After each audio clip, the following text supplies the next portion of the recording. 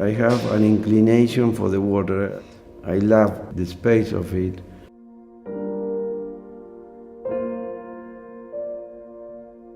I'm also an art collector, but I'm not obliged to buy. I mean, if a masterpiece appears, then I buy because of the masterpiece, because of the piece itself. It's the piece who commands the decision. As a real estate developer, it's the same. I'm not obliged to develop. What drives me is the quality of the site.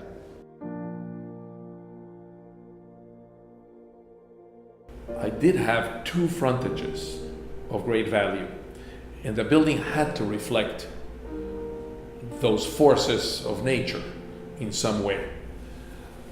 I did decide to do a very minimalist building.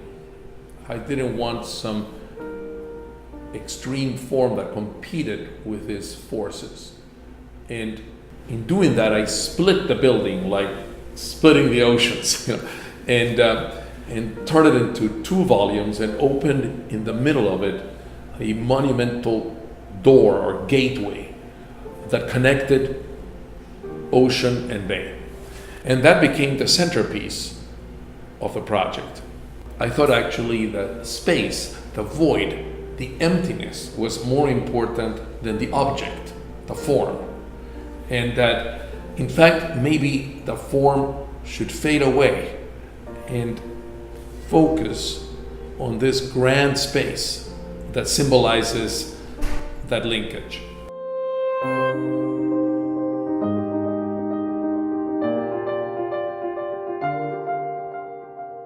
From the very beginning, this team understand what this project is looking for. They are citizens of the world.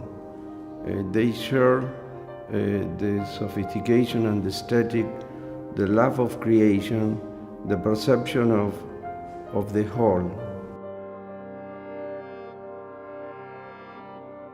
Enzo, Enea, and Piero, they have the history of the human being from this point of view, and they adapt all that to the necessities of the place. One has to find the right point of expression between the traditional history and post-contemporary world.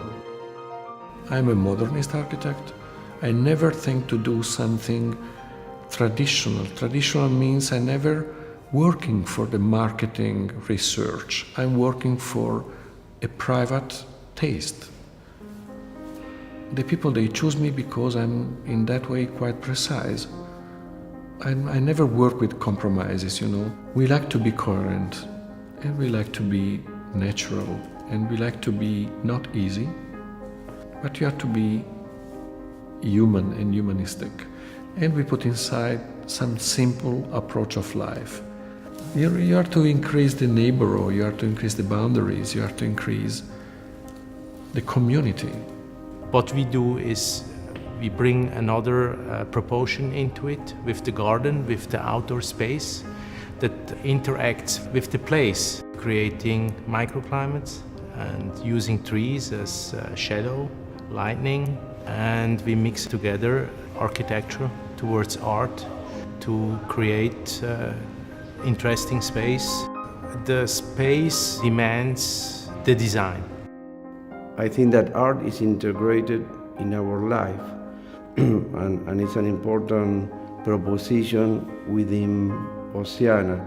Oceana Bell Harbour, I think, is a fantastic example of how art can function. And people aren't always able to give sculpture that opportunity to display itself. To be able to design architecture that gives a place, an emotional home for art, where it's really part of the essence of the location. And it's a place where artworks can really interact with residents' daily life. Jeff Koons, he's very profound and clever. He takes into account the history of art. These two pieces actually are revisiting of the history of art. but with own postmodern, post-contemporary statement and individual view of art. The two works at Oceana Bell Harbour they're based in a sense of mythology of Pluto and Proserpina. This is really a symbol of the seasons and of the changing of life and the passions of life, the energy of life. But I think both of these works function very emotionally about a sense of opportunity, chance of transcendence that we have in our lives, to exploit the freedom that we have. Everything converges into a unique proposal, a differential proposal. I like to think it's not the only place to be. It's the first place to be in Bal Harbour now.